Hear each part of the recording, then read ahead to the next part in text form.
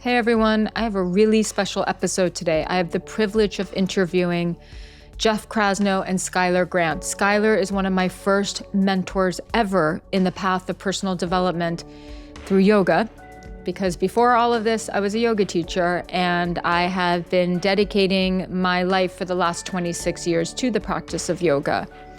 Jeff and Schuyler had been married since they graduated college, and so we're talking decades now.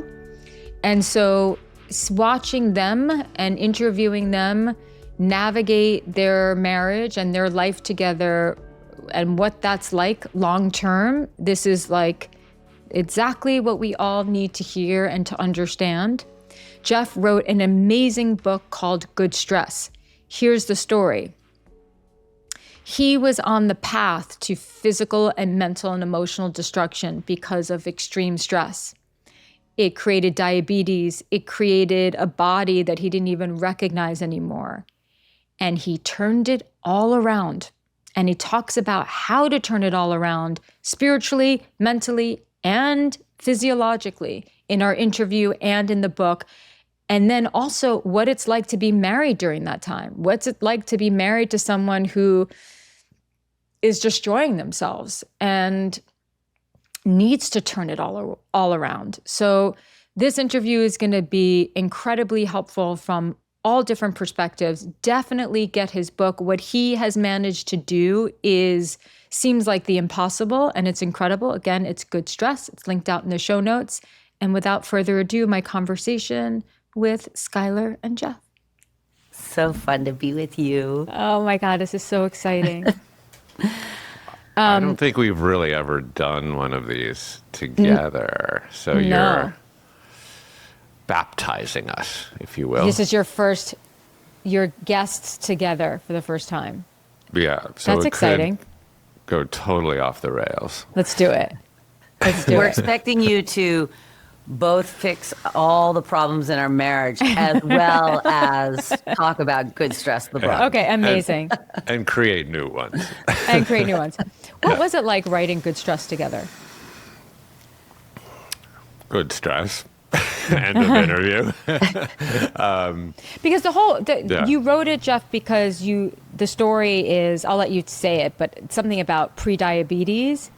And then and it was also during a time, if I understand correctly, during extreme stress. And if you're under extreme stress, there's no way that Schuyler, your wife, is not going to be feeling that, right? As much as Schuyler is good at detaching and being like, whatever, that's your thing. It's still your marriage. It's your life together. So why don't you share the story behind Good Stress? And then I want to hear about what's it like to collaborate together on a project as big as that? And you've also collaborated on other things like Wanderlust. Like, what does that do to a marriage? Well, that's a big question. Yeah, this is just the whole hour right here. I know. You want to start, Jeff? Shall I? Sure. I mean, we have a very well-worn collaboration method. And I know that you asked the first question first, so I'll get to that one first, and then we'll talk about how we work together, because I think there is a model there that other people might be able to relate to. But yeah, you remember Wanderlust days, so you were a speaker pretty consistently. I remember seeing you, I think, in that chapel in Vermont. Speaking. Oh my God, yes. But first I was a teacher. I was at the first one in Tahoe. That was like a giant party. And right. I was like, I'll do this for the rest of my life. No problem. Right. Well, that's what I thought too. I thought they would, wheel Jeff and Schuyler out in wheelchairs at 97 years old, and we'd be waving the co-founders of Wanderlust, still doing it. Why don't you explain what Wanderlust was, just for people who don't know? A little context. Well, I feel like we keep going backwards and backwards. So, Schuyler and you and this core group of yogis in Lower Manhattan were part of this community called Kula. That, Schuyler really started in the wake of 9/11. I always find it strange when people ask me, what propelled your wellness journey? And I have to answer Osama bin Laden, because it's sort of somewhat strange there. But you guys started this community of yogis kind of in the aftermath of that tragedy. And Kula became this kind of beacon of hope and healing for the denizens of Lower Manhattan. And kind of out of that studio, Schuyler began to lead a lot of these retreats to Costa Rica, where she's just about to embark on again, some 20 some odd years later.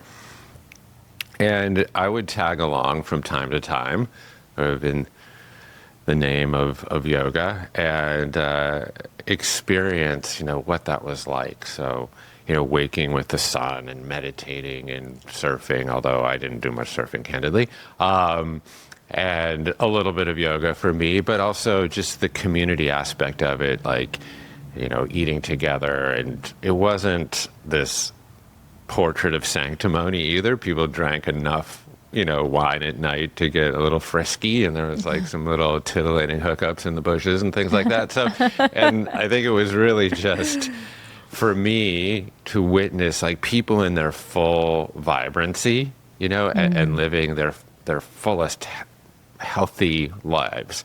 And I had, in retrospect, a very male idea stuck there in the middle of the rainforest, is like, how can I scale this? And that was really the seed that was planted for Wanderlust. And the intention was actually really noble. We were trying to democratize access to an experience like that by putting it, in the continental United States at a price point that, most or some people can afford. And Wanderlust really became sort of the world's biggest yoga retreat, if you will. Music. Yeah, with music and all sorts of other kind of cultural aspects. It was sort of Burning Man meets Lollapalooza for yoga. And we stamped those out all across North America, and then eventually all across the world. And I think in 2016, which was sort of at the height of productivity, we had like 68 in 20 countries. And you remember our girls were all super, super young, and Micah was actually born during that period. And so we were like a band of gypsies for a decade, traipsing around to these far-flung festivals. And, eventually that lifestyle really like shot me out its anus in a very in a place of really what I call wealth and hellness, and not health and wellness. I was working 16 hours a day, traveling constantly, committing what I now call carbicide, kind of living coffee to wine o'clock, etc. And I found myself in a very poor place in terms of health, and I had a kind of acrimonious departure from the brand, and that kind of spun me into this depression. And I was super overweight, and then got a pre-diabetic diagnosis, and that really propelled me into the next phase of my life with a lot of help from this lady over here.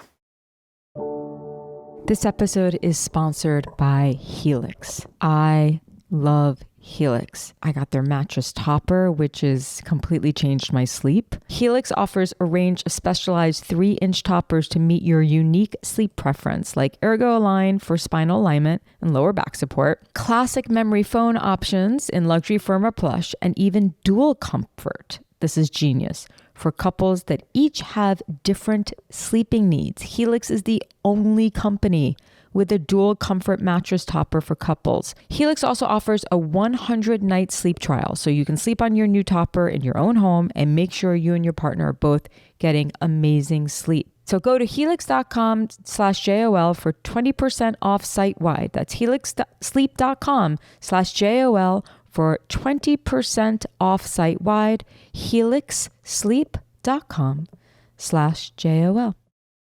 Schuyler, when this was happening, was there a part of you that was spiraling? Because I don't really, this was like the part that I didn't see as close as I am to the both of you, but were you spiraling too? Was there a part of you that felt like you were spiraling as well? Were you, or were you, or did were No. you were you watching? I know you're like no, but were you watching the spiraling, or did it like not occur to you until it was too late? Like, what was your experience during wealth and wellness?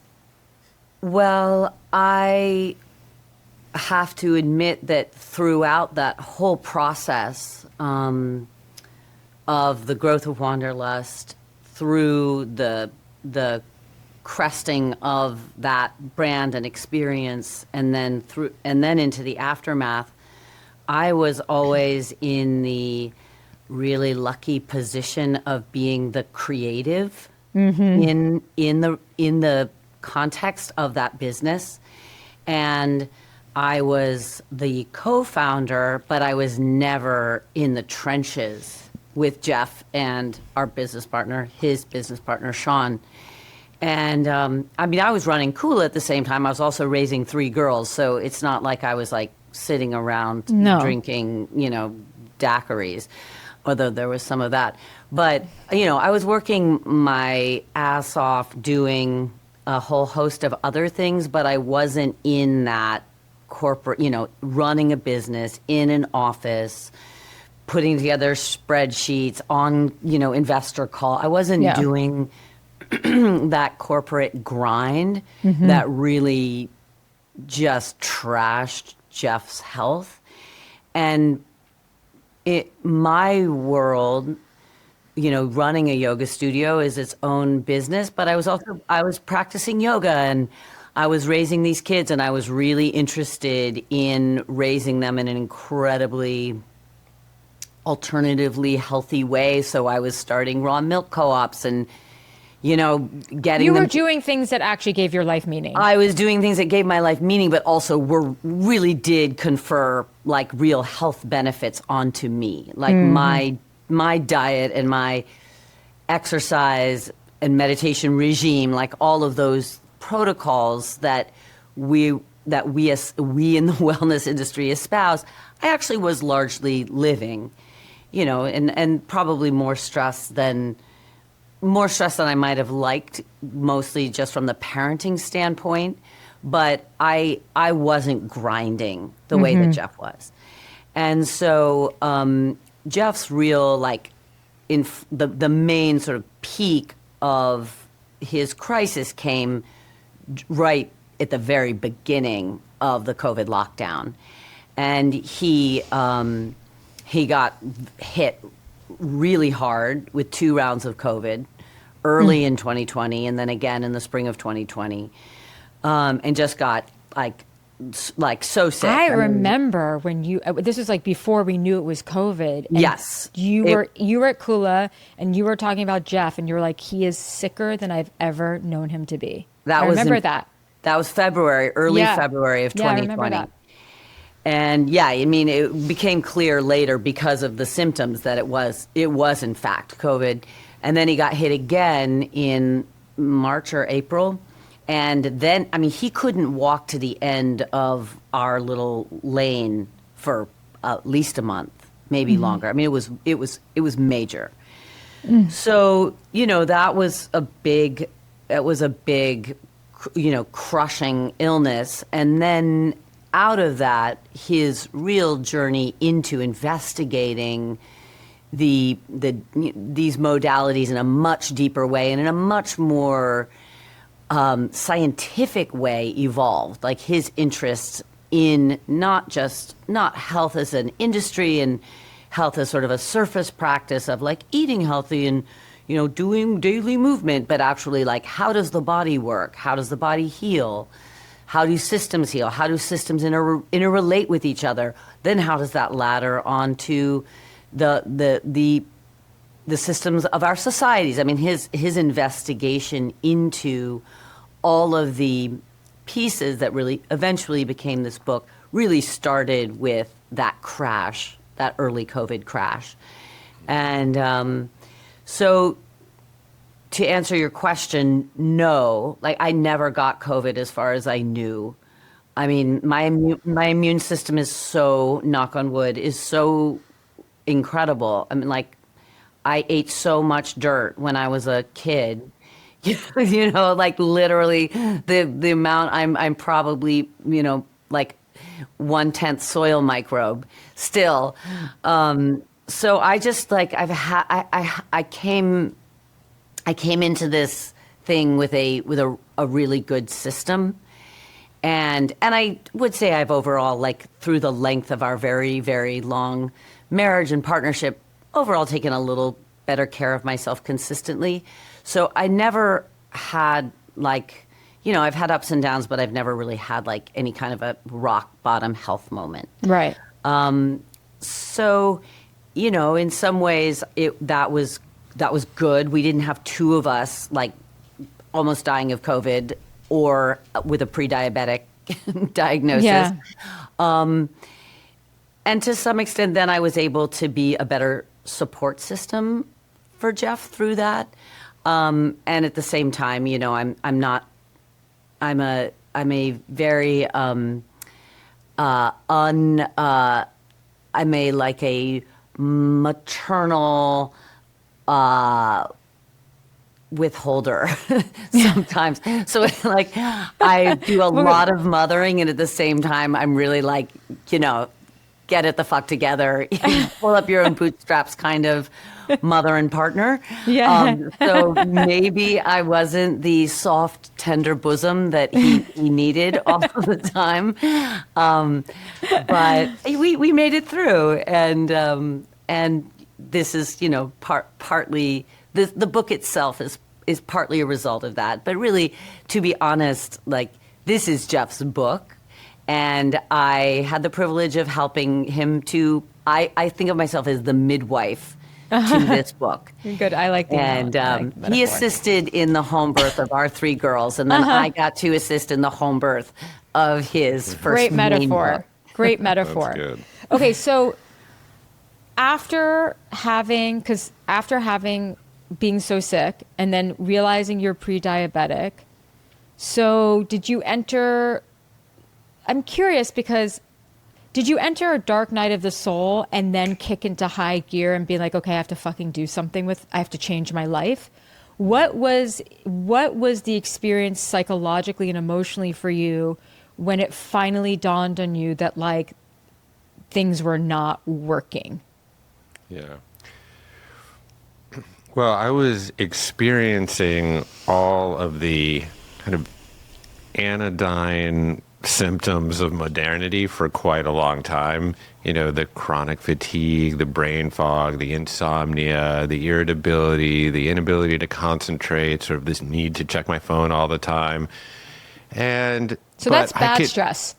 Yeah, so that's the bad stress, yeah. And we've essentially normalized that, all of those conditions, but they're really, when you look at them, very, very abnormal. I mean, as a species, we didn't experience those symptoms, 100 years ago or, 10,000 years ago on the Serengeti. But we've essentially normalized what is the abnormal. And then there were the other sort of insults to my vanity. I was like, had the inner tube of dad bod, sort of that layer of adiposity around the middle that would never really go away. Mm-hmm. I had what our children lovingly referred to as the boobs of man. And then, I had some other things. I had these weird little growths, those tiny brown protuberances like growing in my armpits and like on the back of my neck, which I later found out. Like the skin tags? Yeah, which I later found out were indications of insulin resistance and diabetes. So, but, I was sort of trudging along with all of those things. And, they're so common in kind of just the human condition today that we can write them off as just like, oh, I'm having a bad day, or, I'm experiencing some quote unquote bad stress, or work is going not exactly the way I wanted to. And then I think, when I got labeled with a chronic disease, that was sort of the slap across the face, or sometimes I refer to it as the bucket of cold water over my head before I was actually choosing that protocol. And that was pre-diabetes? Yeah. So I was at the very, very highest end of the pre-diabetic spectrum, sort of lowest end of the diabetic spectrum. And I started to wear this little CGM, which for those watching on video, it's a little disc that I keep on my triceps that is a good proxy for metabolic health. It measures your blood glucose moment to moment. And as Schuyler mentioned, yes, I do like to empirically untangle these things. So I would look into an app and I'd be like, oh my God, my blood sugar levels are like off the chart, even when I'm fasting. And of course, during this time, I was building Commune and interviewing all of these doctors. And so I became very, very aware of what the downstream impacts of metabolic dysfunction and diabetes were. It's all the worst things. It's dementia and cognitive decline and Alzheimer's. It's heart disease. So, this was, again, just a massive wake-up call for me. And, at that juncture, I had to just apply, finally, all of the wisdom that I had distilled from all of these different interviews and a ton of me search, and then kind of jump into my own N of one Petri dish and really begin to apply what I was learning. And that really propelled me forward. And then, from there, I ended up interviewing, 350 doctors or something like that. Wow. And then, applying, these protocols and getting on an upward spiral. And it was quite amazing. Schuyler was witness to it, and really did shepherd me through a lot of that. But the upward spirals that are available for health are sometimes surprising, because we always think of health kind of in the brackets of downward spiral. But you can actually hit this momentum of upward spiraling. And I lost 65 pounds in a very short period of time. And and then eventually tamed the wild tiger of my blood sugar. This episode is sponsored by Indeed. If you realize that your business needed to hire someone like yesterday, how would you find amazing candidates fast? Because it is not easy. But with Indeed, it is a whole different ballgame. When it comes to hiring, Indeed is all you need. So you want to stop struggling to get your job post seen on other job sites, and Indeed sponsored jobs help you stand out and hire really fast. In the minute I've been talking to you, 23 hires were made on Indeed, according to Indeed data worldwide. There's no need to wait any longer and to stress out. Speed up your hiring right now with Indeed. By the way, listeners of this show will get a $75 sponsored job credit to get your jobs more visibility at Indeed.com/JOL. Just go to Indeed.com/JOL right now and support our show by saying you heard about Indeed on this podcast. Indeed.com/JOL. Terms and conditions apply. Hiring, Indeed is all you need. Yeah, I was just going to say, I think one of the things that is noteworthy about Jeff's health wake-up call is it's not like he was so unhealthy. We were a quote-unquote very healthy family. And that's what was kind of more shocking. Right. To It's not me like you're like hitting witnessing it. McDonald's and like Right, drinking it's not like we were living in a sodas and food like desert. drinking a bunch. Yeah. Completely. Yeah. We were, You eat organic, you we eat cooked at home. Yeah. Totally. Yeah. And so it's very interesting to have witnessed how sort of fragile how fragile health is, like right along the you're like riding the knife's edge of like falling one way or the other into health or dis-ease. And I would say, Jeff's diet overall was just like a little worse than mine. So But was it not the like- psychological stress? Do you think that I was think the main thing? it was the psychological stress, and then it was the whole cascade of all of the things. And Jeff was exercising. It was just like it was the way he was exercising wasn't really propelling him towards the journey to health. It was just like he was kind of just in a rut.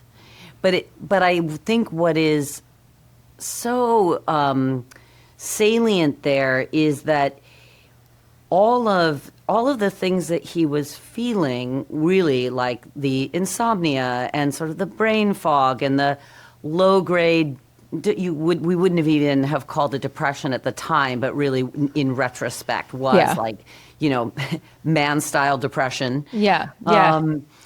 And a low immune function. All of those things were really like, there was no way we could have looked at our lifestyle and said, oh, well, it's because you have a poor diet or you don't get any exercise or you this or this. Like, all the boxes were largely checked.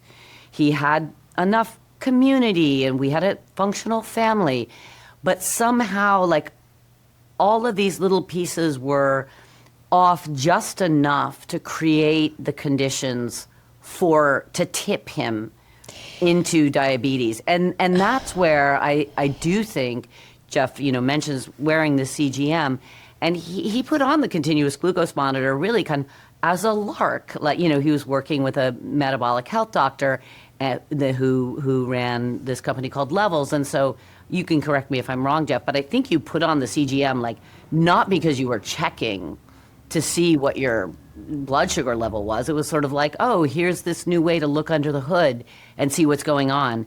And then he put it on and it was like, oh, fuck.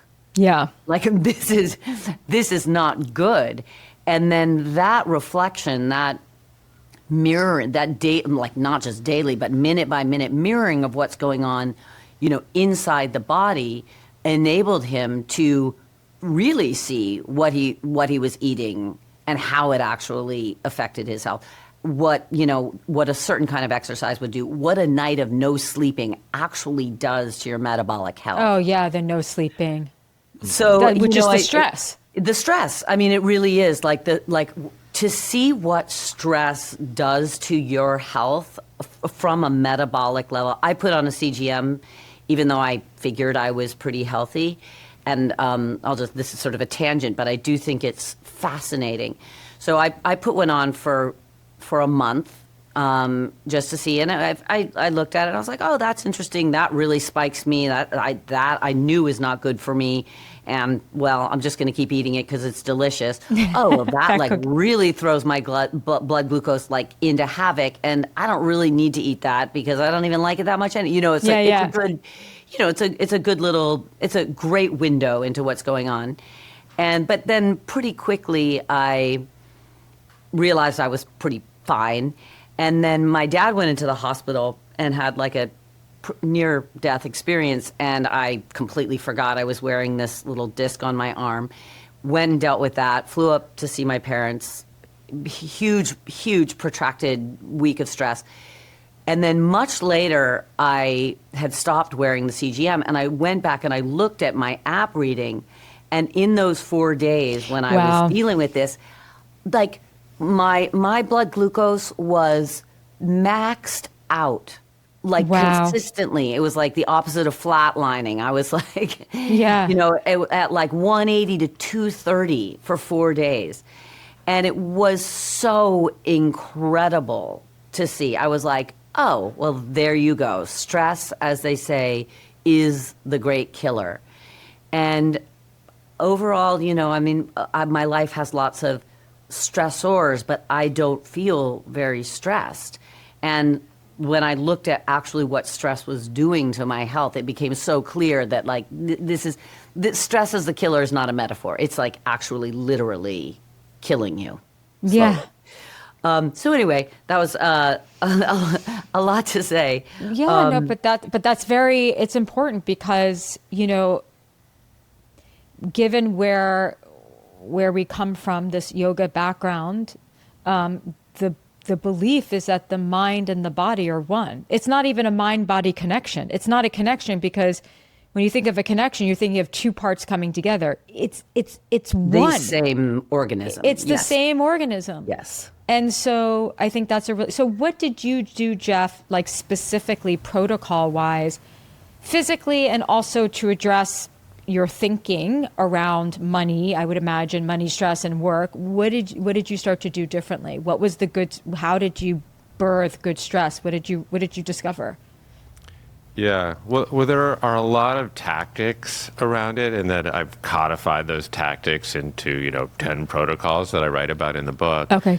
But I think kind of behind all of the tactics, there was a psychological awakening that I had to come to about myself, and really embrace the notion that change was actually possible for me. I think that this is true for a lot of people, that they become anchored in the stories they tell themselves about themselves. Yes. And So what was the story that you told yourself about yourself? yeah, the story I told myself about myself is that I'm just that chubby kid that will essentially do anything to be liked, that propelled me into adulthood as a people pleaser, just a perpetual pleaser all of the time. Well, that's your understanding of the story. What was Right. actually the story that you told yourself, that you like? What was the things that you told yourself that made it so that you had to people please?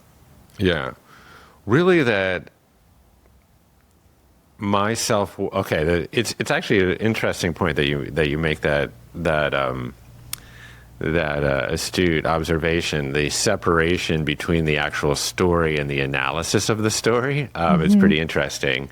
I mean, I grew up as a super chubby kid, moving from country to country, essentially having to fit in to new schools, new cliques of friends, in a new country and a new language. I didn't And know so- that you did that you moved a lot. I didn't know that. Yeah, I moved Yeah. 11 times before I was 7.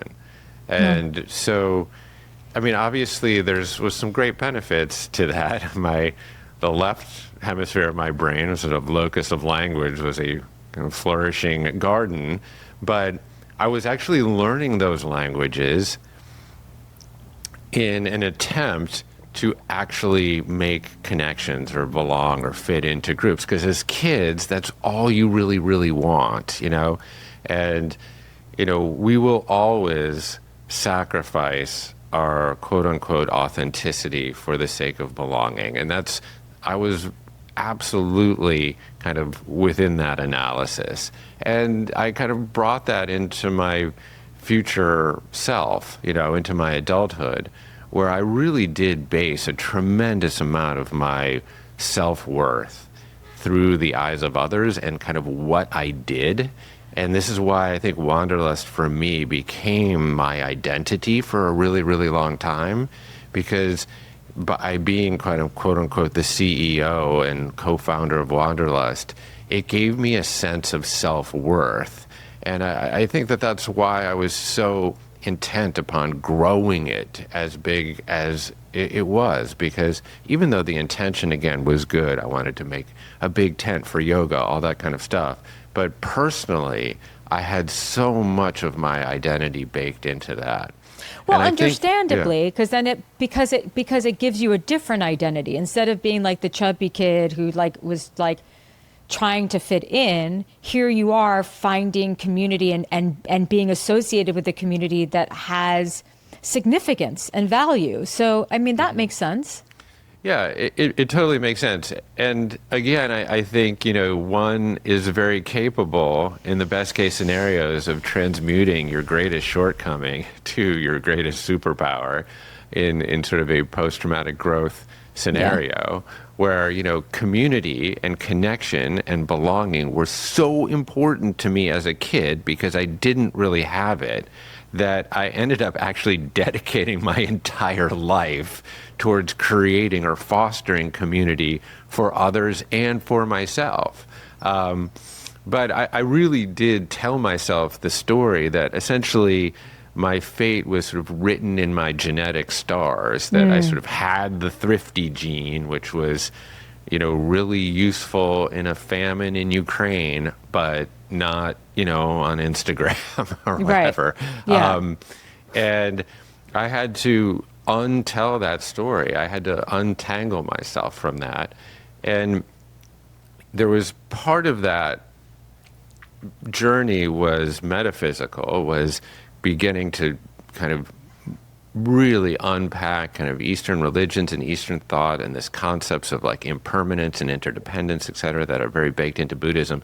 But then really kind of seeing how those metaphysical truths were actually patterned in the physical actually were the things that really anchored it for me. So as I started to actually learn about human physiology, what I actually became quite apparent is that change is not only possible, it's actually the only thing that is on offer. Because when you actually study human physiology, you realize that you are a bundle of self-assembled cells and 7 octillion atoms sitting there in Jillian, having 37 billion chemical reactions per second. Like, Jillian is not the same woman who started this podcast, period.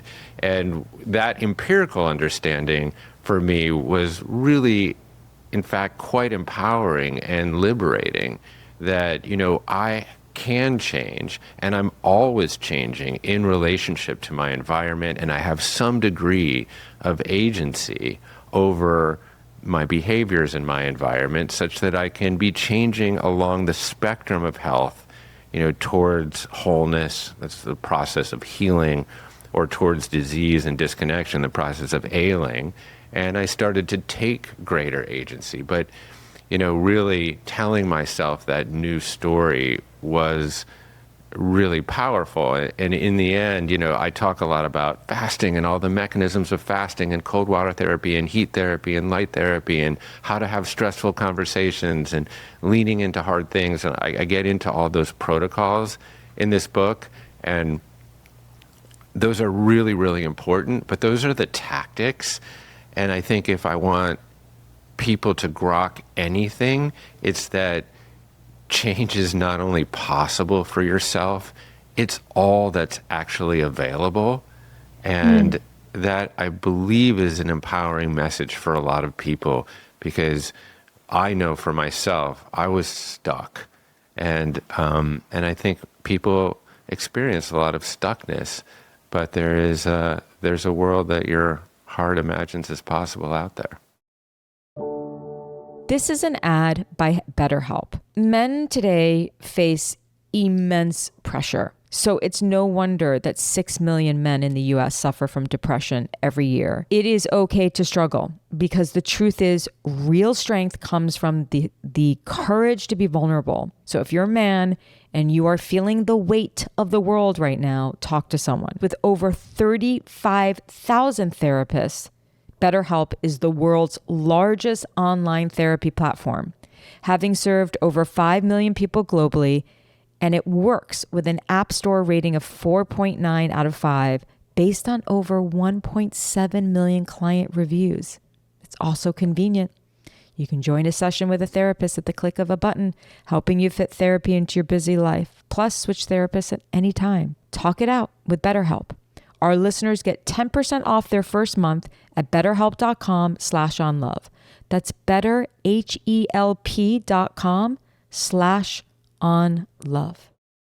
That's very well said. Stuckness is, I think, the root cause of suffering. And most of the time, stuckness is because of what's something faulty in our thinking and the story that we're telling ourselves. Quick question, which I'm really curious about. Did you start to make the changes to your physiology and your body, and that's what led to an opening in your mind?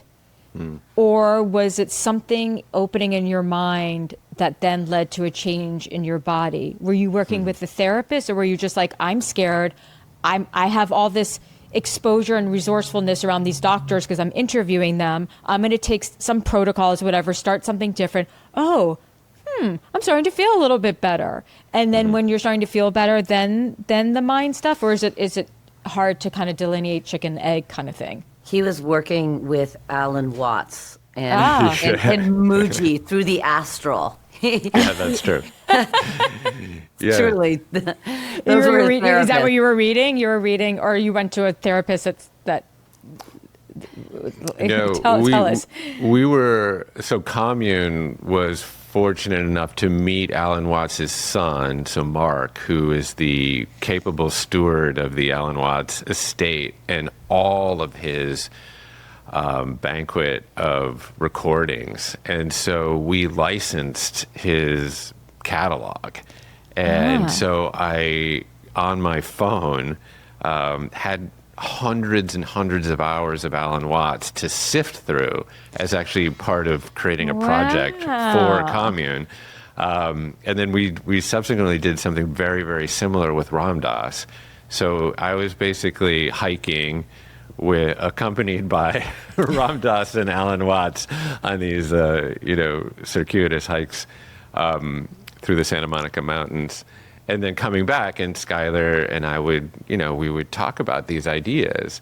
Let's not forget Muji in the sauna, because that was this was even earlier. So part of your very, very early way out of your long and deep COVID was like this was way before you were studying like the metabolic benefits of sauna and cold plunging. Yeah. And you would go in the sauna, and because you couldn't really go anywhere else on the property, you could hobble out to the sauna, and you would bake in the sauna and listen to Muji. And maybe you can explain who Muji is, because I don't even know I don't exactly know who he is. Yeah, we need to say who Muji is. And you would just like trance out. And I had never seen you have any proclivity towards any kind of a meditation practice or Eastern mysticism of any kind, and you would just go like you were in a deep Muji well in the sauna for hours and hours at a time, sweating it out and like trancing out. It was like, and I was like, whoa, what happened to my husband of 30 years? Okay, I want to pause right here. What was it like for you to see him changing so much? Well, the change. Honest answer. Honest answer. Well, that's a long answer, and then we can circle back to Muji. I mean, the change came slowly, and this inflection point. So there really was a big turn around this COVID sickness that then like fairly quickly laddered into figuring out his diabetes and going on this health journey. But that inflection point was just like, COVID was so crazy. It was so crazy for everyone. Bananas. Yeah. Nothing was normal. Yeah. So anything that was happening in our family, everything was abnormal. So that was less remarkable. What was remarkable over time was, Jeff alluded to it a little bit, was having a front row seat to really seeing someone's health and body and psyche change over a few years. And, we've been together for a very, very long time. And, Jeff has when he was 40, he went gluten-free and stopped drinking and stopped eating sandwiches for 3 months or something. And he lost a bunch of weight and got really ripped. And, and then he went back to regular life and gained the 50 pounds back. Whatever. There's been some penduluming of his weight, just as a sort of on a more superficial level.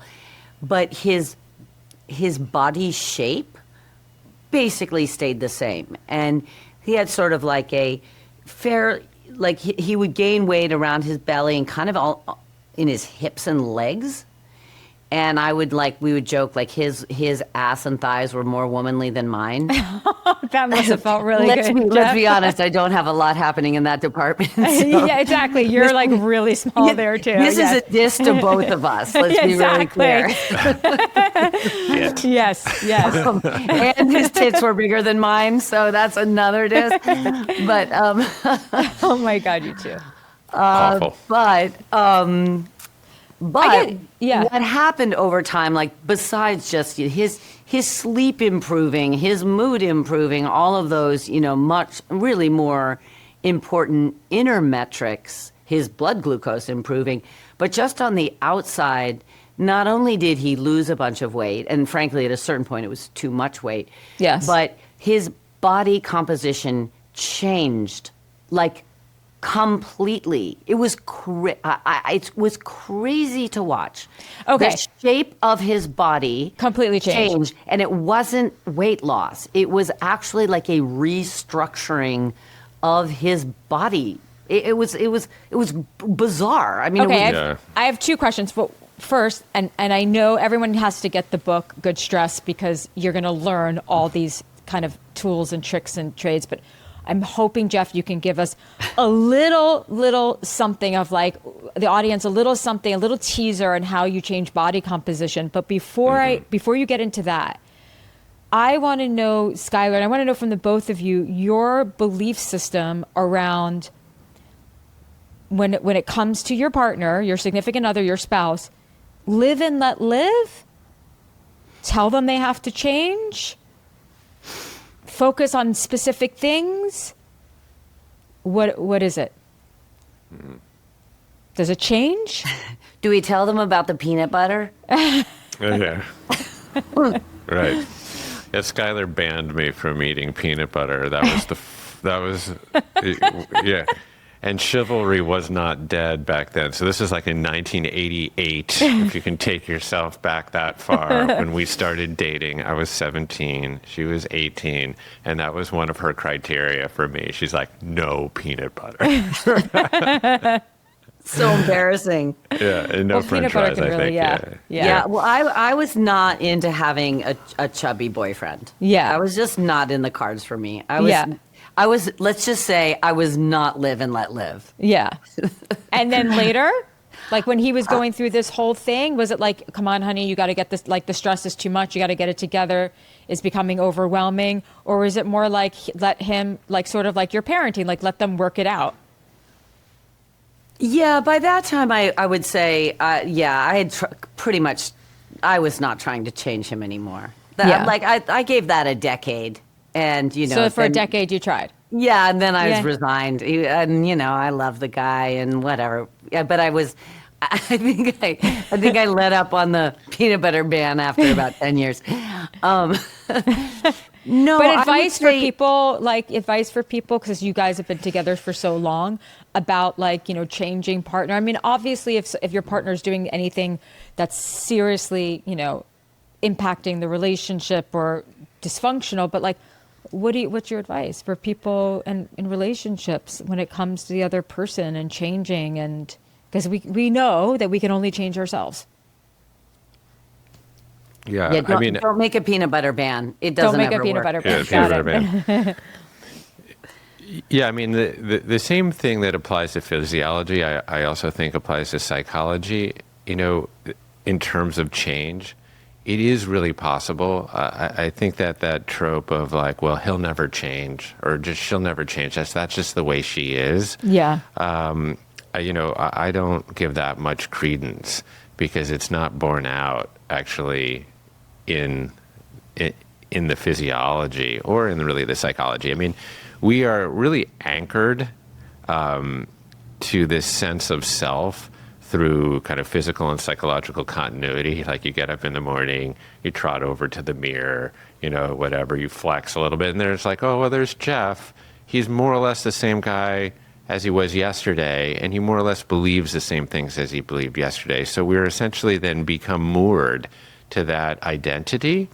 But that really, but when we actually really kind of look deeper with any degree of rigor, we actually do understand. I mean, all you have to do is like open up a photo album, right? It's like, are you that like cherubic little kid? Are you that pimply adolescent? Are you, you know, that distinguished, you know, denizen of middle age?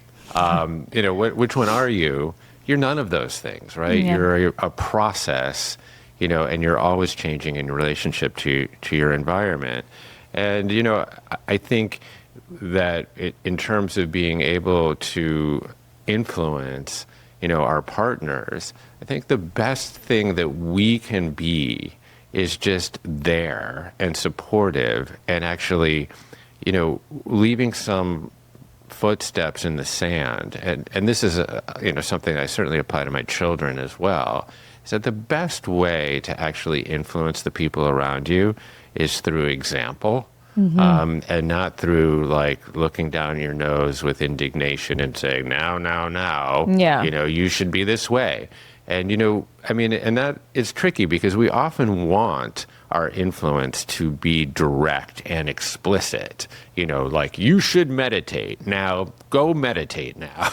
And but it rarely ever works that way. No. And I think, you actually asked this really interesting question a few minutes ago around, was it the physiological practices that influenced your psychology, or was the psychological practices that influenced then your physiology? And, I found it to be really, really interesting that many of my emotional or psychological breakthroughs actually came through physical protocol. Yeah, that's what I would have thought. Yeah. Yeah. And I know that you talk about that too, like in your book, in terms of like a lot of the kind of spiritual awakening or satori or self-acceptance happens through like somatic work, right? I mean, for me, it was actually kind of bizarrely like, adopting an intermittent fasting protocol and a cold water therapy protocol. Those protocols that absolutely have all sorts of beneficial physiological impacts, but the most potent impacts of those protocols for me were actually psychological. And for fasting, just very briefly, just because I consolidated all of my consumption of food in an 8-hour window and started to become a disciple to that practice, it didn't mean that I didn't get hungry at 9 p.m., right? I still got hungry. But I actually had to, instead of just meandering to the larder for, cookies and crackers, I actually had to examine the nature, the provenance of that hunger, that stimulus, and ask myself, was this a biological need right now, or is this an emotional desire? And almost all of the time, it was an emotional desire, right? I was eating my feelings. Something wasn't going well at work. I was bored. I was bad, stressed, etc. And lo and behold, there's a surfeit of shelf-stable calories just over there to give me a little dopamine spritz to address those feelings of discontent or perceived deficiency or whatever. But in that witnessing, in that untangling between that question of biological need or emotional desire, I found a certain space. And that space was made available through my fasting protocol. And in that space, and this is the very famous Viktor Frankl idea, was a choice. And in that choice was a tremendous amount of freedom and liberation, because if I could find that space between stimulus, the hunger, and the response, mindlessly going to the refrigerator, could I not also apply that space in other areas of my life? And, as it pertained to, being a better partner or being a better parent or, addressing some need that I would have to do retail therapy on Amazon or have a glass of wine or, binge Netflix, that space began to punctuate and spill over into other areas of my life. And this is where, one of the most potent impacts of a fasting protocol is completely psychological. It provides you with a degree of space. And I'd say the same thing is true with cold water therapy. I mean, Schuyler can attest, I absolutely abhor the cold, abhor it. Just like we used to drive up to Lake Tahoe for Wanderlust all the time. Just looking at that snow-fed lake was enough to send me into like paroxysms of anxiety, right? But then I began to adopt that protocol and lean into the edge of my discomfort. And it was amazing for my metabolic health.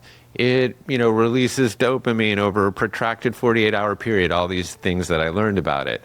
But again, really the most potent impact of that was my ability to eventually apply top-down conscious pressure, through the use of breath, through the use of my neo-mammalian brain, on top of that involuntary stress response that you get when you get into a bucket of cold water, right? You get in and it's like, right? And your heart rate and your respiratory rate start to increase and you feel that epinephrine coursing through your veins and you're like, oh, I'm going to have a panic attack. And then right there, again, there is a space available to you to apply emotional regulation on top of that bottom-up involuntary response.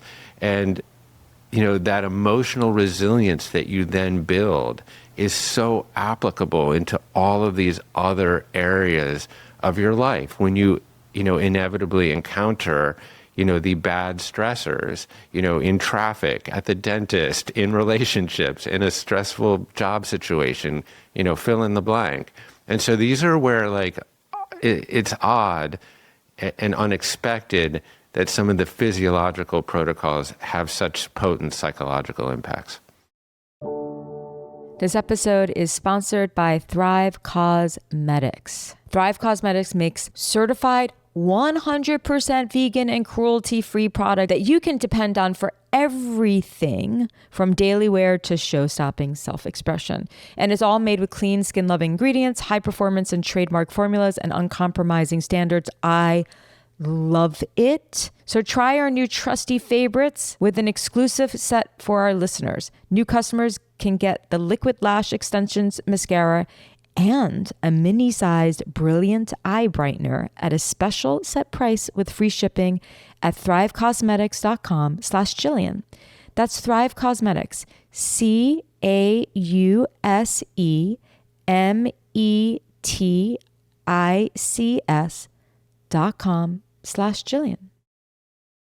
Well, that was very well said. I wonder, do you think it's because we are choosing those stressors that we are not actually, that it makes it good stress? Like, it's because we're choosing it and we feel in control? Yes, it's training us to react to quote unquote bad stress differently. But do you think that part of the reason why, because you go into the cold water and the epinephrine and all that stuff, these are things that happen chemically in our bodies when we're considering bad stress, but because we're actually choosing it and feeling control, it transmutes it into good stress? 100%. I think bad stress is essentially chronic and in the wrong dosage, right? And then it leads to imbalances that then we label as disease. And pretty much all diseases are just reflections of different imbalances, lipid imbalances, blood sugar imbalances, neurotransmitter imbalances, et cetera. Hormone imbalances, 100%. Yeah. So, when we actually self-impose the right dosage of deliberate stress, what that actually does is that it enhances our capacity to foster homeostasis in the body, to foster actually balance or dynamic equilibrium, which is this signature of actual well-being. If imbalances equals disease, then balance or equilibrium, or what we call in the human organism homeostasis, is really the imprimatur of health and well-being. And so, and it's interesting that sometimes pushing the edges of our discomfort help us to foster that balance. But, we know that's true just by dint of going out on a hot day, right? We have this built-in adaptive mechanism to sweat, to always pull ourselves back into that sort of warm porridge of 98.6, like Goldilocks zone. That's sort of like homeopathy, right? Or even a vaccine. It's like it's the dose makes the poison. Yes. Right. Yes.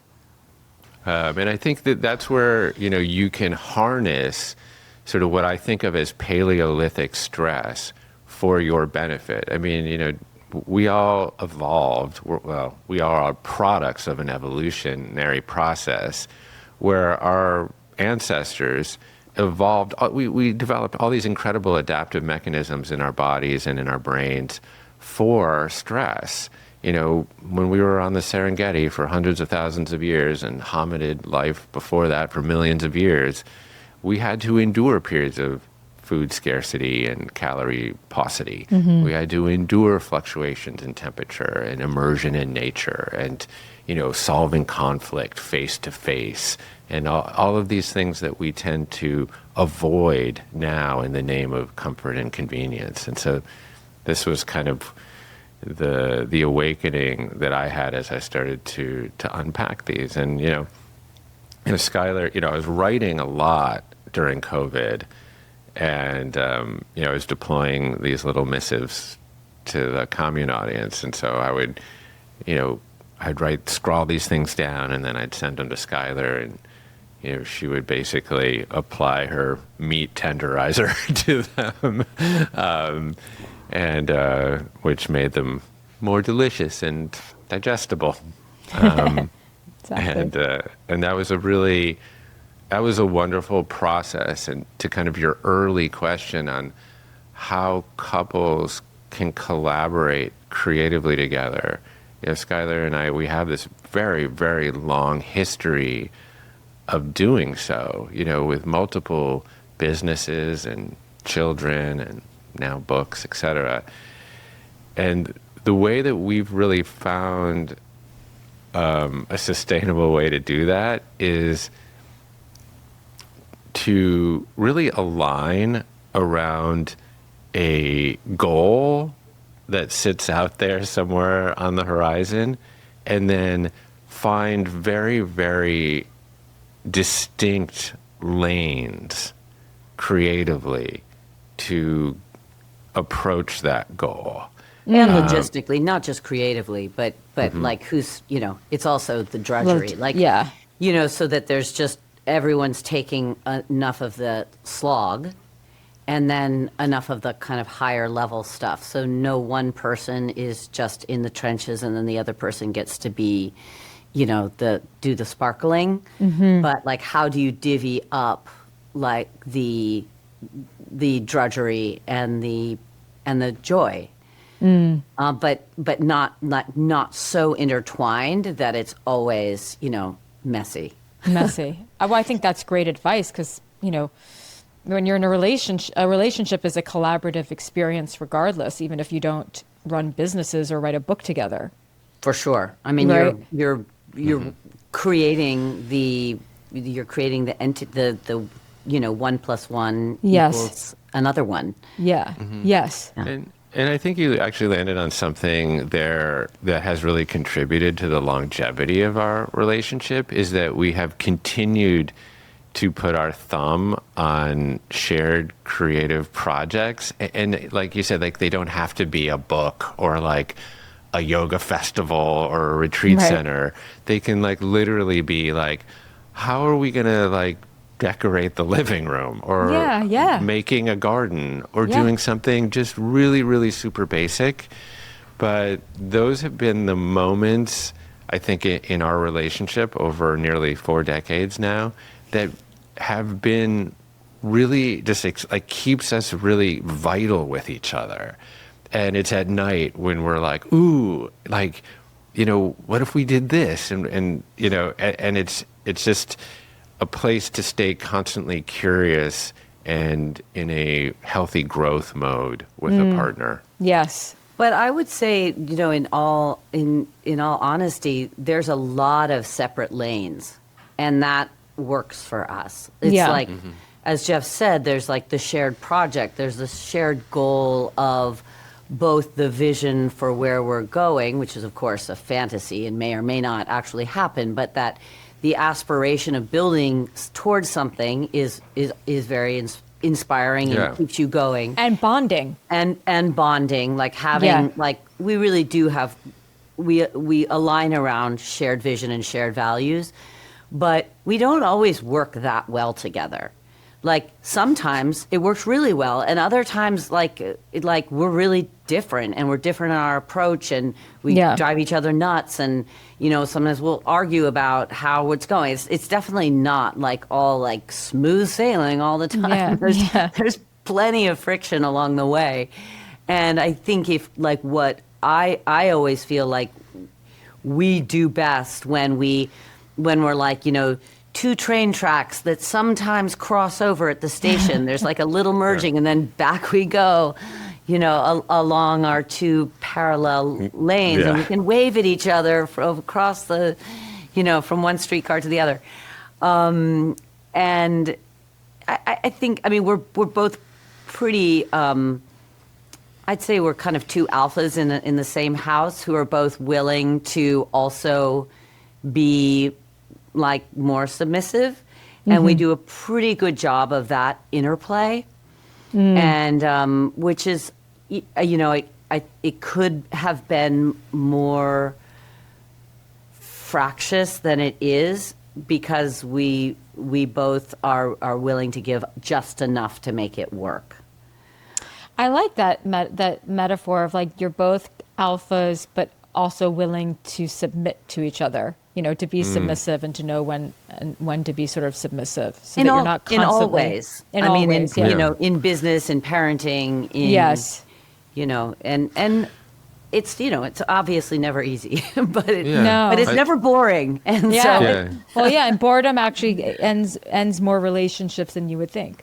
Yeah, probably even more than the fighting. Fighting, Yes, at least boredom. Yes, the other side of hate is not love, or love is not it's hate. Indifference. It's actually indifference. Yeah. And I totally agree. To actually interject like a little Alan Watts brilliance around that idea, he often said that there's always a little suppleness in strength. And he would use the metaphor of an oak tree and a willow. He said the oak tree has very, very strong boughs, but under a heavy snow, eventually those boughs will snap. But a willow tree actually has these very pliable, flexible boughs that under the weight of a heavy snow, they'll slightly bend and the snow will just slough off. And I think that there is a maturity in that realization. And it is very yin-yang, is that there is always a little bit of suppleness in great strength. And, suppleness also requires some degree of strength, both ways. I mean, you guys know as yogis, right? Yeah. And I think that is a mature understanding of what it is to be strong and flexible, simultaneously, that, you can accrue. Certainly that wasn't my view of it kind of early days. It's like sometimes I see these super, super jacked dudes on the tennis court and they can't hit the ball very hard. Yeah. You know what I mean? Yeah. And because they don't have the racket head speed and the flexibility, et cetera. Same thing as looking at some yogis, more so in men. They won't, it's like what they can do strength-wise is something that the jacked up dude could never do, but like they're not that muscular. You're like, how are you balancing on your like toenail or like your pinky nail and like you have any muscles? Like, how does that happen? You know what I mean? Like there's no, there's like, we have to, I want to be mindful of time and wrap up, but maybe we can keep this last answer fairly brief, but I think it's an important question. How has your, metamorphosis, let's call it, how has it impacted you as a father and a husband? Yeah, I think that space that I referred to before, that was the product of a lot of these protocols, has really helped me to be a more thoughtful husband and father, because I can apply that space to situations that could otherwise be bad stress.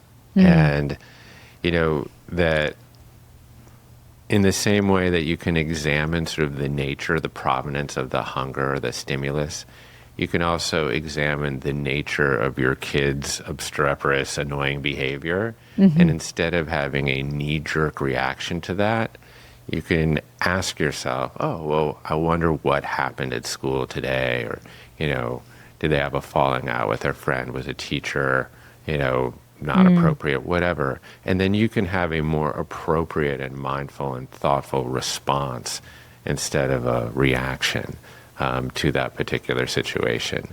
And so, I think this is where, again, physiology and psychology, they really meld into one thing.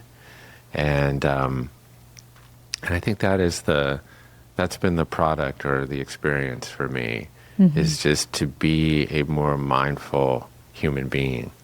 Have you felt that, Schuyler? Yeah, I would say that's not a bunch of bullshit. You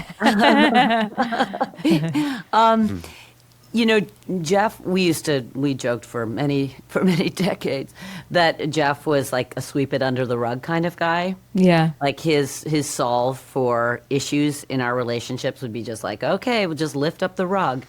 Which Wasn't that yours too? No. I would say I was much more of a like let's talk about it. Let's fight it out. And but also to take, to be totally honest, also not with a ton of skill around let's fight it out, more like, let's work it out. Let me hear you really well. And let me cop to my own bad behavior and, small T trauma or whatever. Yeah. No, I was more like, let's talk this out so I can be right. Yeah. Yeah. So that wasn't the greatest dynamic for a long time, like me wanting to be right and loud and him wanting to just avoid. And then him wanting to just pick up the rug and sweep. Yeah. But, I'll just take a very, very real world example. I'm going to Costa Rica tomorrow for my annual retreat down there to this place that, it's so important to me. And I've gone every year, once or twice a year for 27 years. And when I used to go, it was a really big bummer.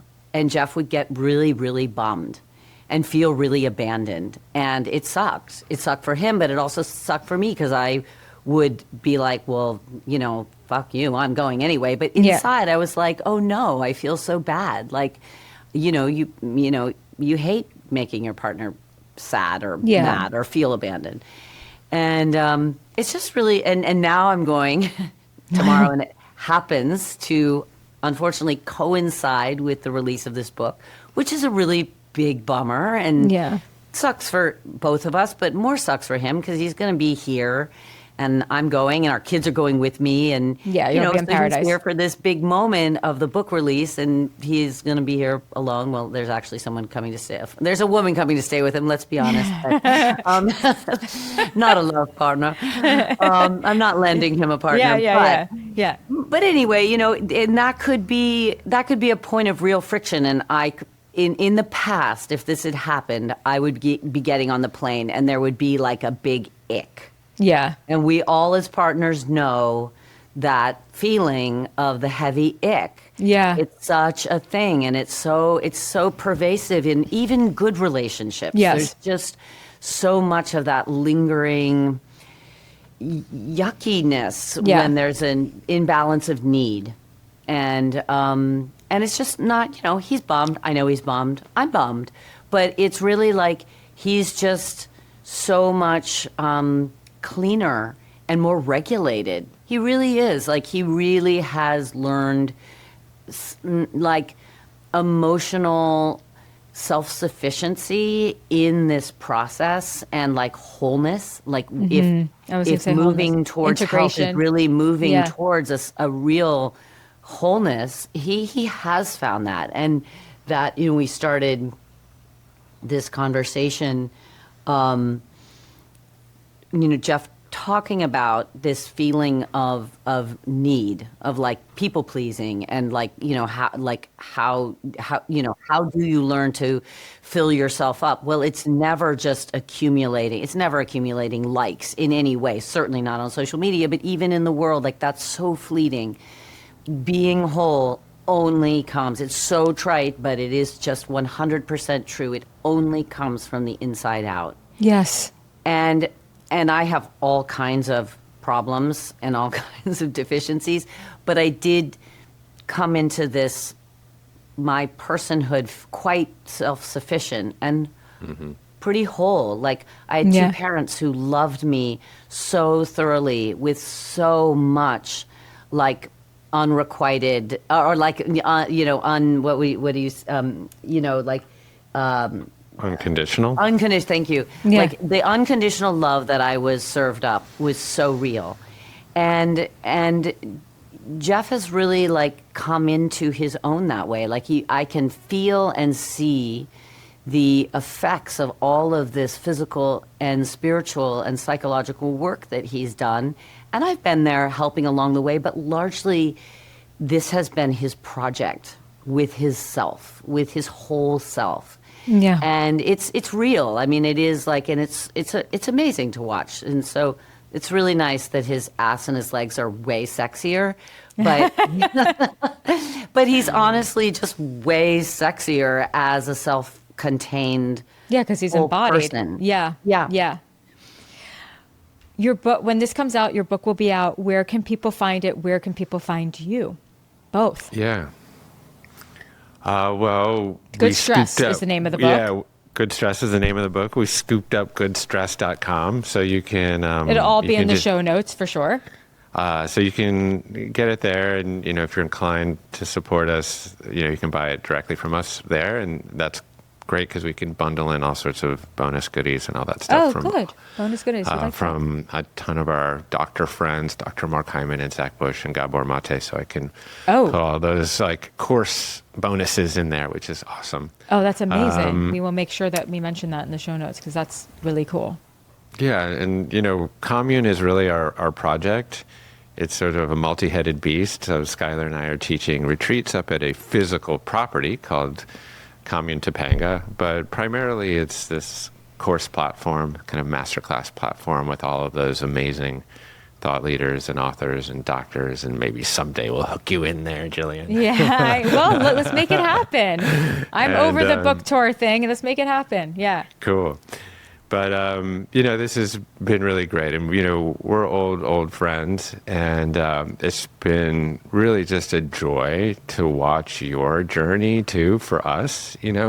We think about it and talk about you and love you from afar. I feel that. And, you wrote a book recently that's gotten just so many accolades and done so well. And it's amazing. And I think the subtitle of that book is about 9 hard truths, right? Mm-hmm. So I think that is where we share a lot of commonality because, I think what we've discovered along the way is that there are incredible benefits to doing hard things. And hard things, we tend to avoid them, but what sits on the other side of doing them is quite miraculous. So I'll leave you with that. Well said. This was such a joy for me. Thank you so much. I love you both so much for being here. Thank you for sharing all your wisdom and I can't wait for people to read this amazing book. Thanks, Jillian. Thanks, guys.